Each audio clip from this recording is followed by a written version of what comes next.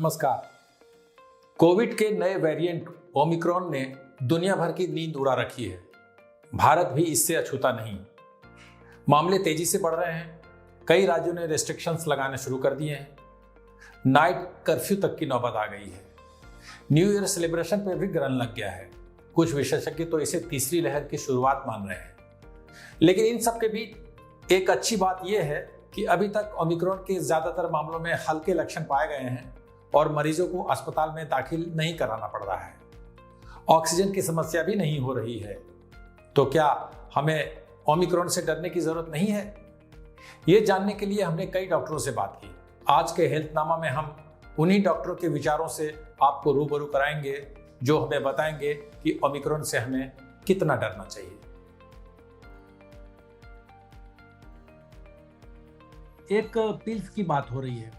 Pfizer ने दावा किया है कि अगर डायग्नोसिस के 3 दिन के अंदर ये पिल दिया जाए तो मरीजों को फायदा होता है। आपका क्या ओपिनियन? अगर कोई माइल्ड केसेस है, मेजॉरिटी माइल्ड केसेस हैं, तो फायदा तो अपने आप बिना कुछ दिए हुए भी होता है। तो अब जब तक कंप्लीट एविडेंस ना हो, क्लिनिकल ट्रायल्स एविडेंस ना हो, विदाउट क्लिनिकल ट्रायल एविडेंस को हम एटलीस्ट मॉडर्न मेडिसिन में एविडेंस नहीं मानते हैं। अभी उन्होंने इसके पहले भी 2 ड्रग की थी, उसके पहले रेमडेसिविर भी आई हुई थी। बहुत से ड्रग्स कोविड के टाइम में आए और अगर देखा जाए तो बड़े कम एंटीवायरल ड्रग जो इफेक्टिव है। जैसे HIV के लिए हम एंटीवायरल ड्रग, एंटीरिट्रोवायरल थेरेपी हम करते हैं, इफेक्टिव है, कंप्लीट क्योर नहीं होता बट वायरल सप्रेशन करता है। हेपेटाइटिस C के लिए हम जो है ऑलमोस्ट क्योर कर देते हैं। तो अदरवाइज ज्यादातर वायरल डिजीज के लिए हमें इवन इंक्लूडिंग कॉमन कोल्ड, जो कि अगेन कोरोना वायरस ही है, ग्रुप का है, उसी फैमिली का है, हमारे पास कोई ऐसा ट्रीटमेंट नहीं है जो वायरस पे इफेक्ट डालता है।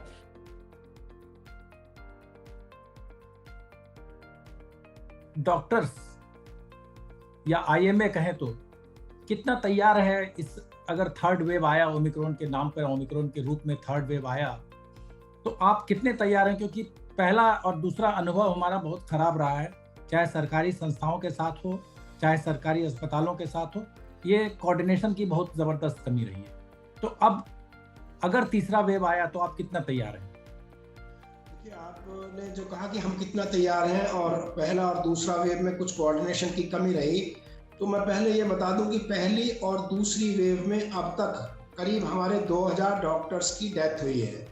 तो इसका मतलब ये है कि इंडियन मेडिकल एसोसिएशन के 4 लाख डॉक्टर और देश में करीब 10 लाख डॉक्टर्स ने दिन रात लगकर जहां जहां उनको बुलाया गया, जहां जहां उनकी ड्यूटी लगी, वहां वहां उन्होंने काम किया, दिन रात काम किया, बगैर समय को देखे हुए काम किया, 12-12 घंटे, 24-24 घंटे काम किया।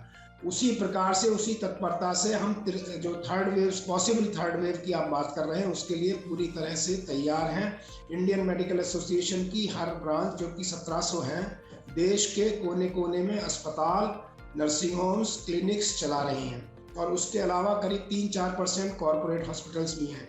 तो हमारे मेंबर्स पूरी तरह तैयार हैं।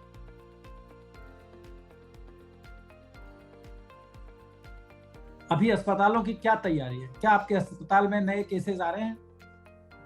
देखिए, जैसे कि अभी बात हो रही है कि फर्स्ट वेव कोविड की आई, सेकेंड आई, तो सब लोगों की बहुत कुछ सिखाया उन्होंने दोनों वेव ने। अब जब ओमिक्रॉन के केसेस बढ़ रहे हैं तो अस्पताल में अभी तक, अगर मैं यथार्थ अस्पताल की बात करूं, अभी तक हमारे पास कोई भी पॉजिटिव केस नहीं आया है।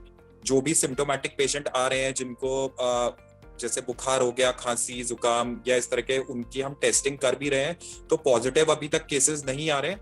पर हाँ, क्योंकि सेकेंड वेव में इतना कुछ सीखा, जैसे ऑक्सीजन की रिक्वायरमेंट, बेड अवेलेबिलिटी और ये सब, तो उस तरीके से सारी तैयारियां हैं। अगर बाई चांस आते हैं पेशेंट या कुछ है तो प्रॉपर आइसोलेशन वार्ड और वो सब तैयार कर दिए गए हैं।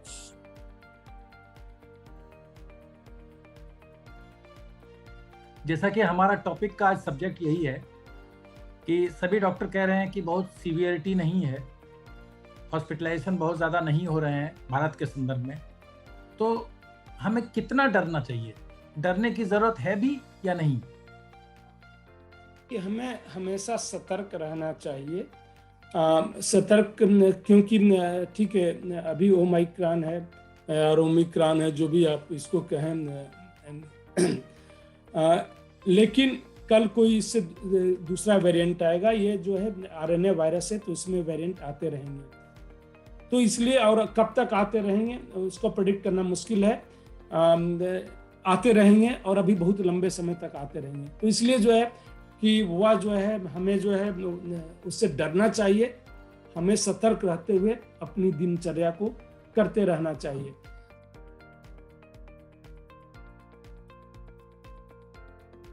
मैं डाइट का नया ट्रेंड देख रहा था जी आजकल। ट्रेडिशनल फूड नॉस्टैल्जिया बहुत है, जी खासकर इंडियन मसाला को लेके।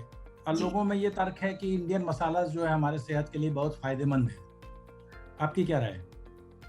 इसमें तो कोई डाउट ही नहीं है, इसमें कोई दो राय नहीं है, बिल्कुल ही ये फायदेमंद है। कोर्स हमारे किचन्स एक सिंपल सा जो एक सबसे कॉमन फ्रेज है न्यूट्रिशन के बारे में, वो ये है, eat your food as your medicine. और इसको हम अभी भी समझ नहीं पाए। अगर हम अपने खाने को अपनी दवा की तरह खाएं, that is all we need to stay healthy. फिर मेडिसिन की बिल्कुल जरूरत नहीं पड़ेगी, और ये हम क्लिनिकली कर रहे हैं। We are able to remove medicine from people's lives by changing their food.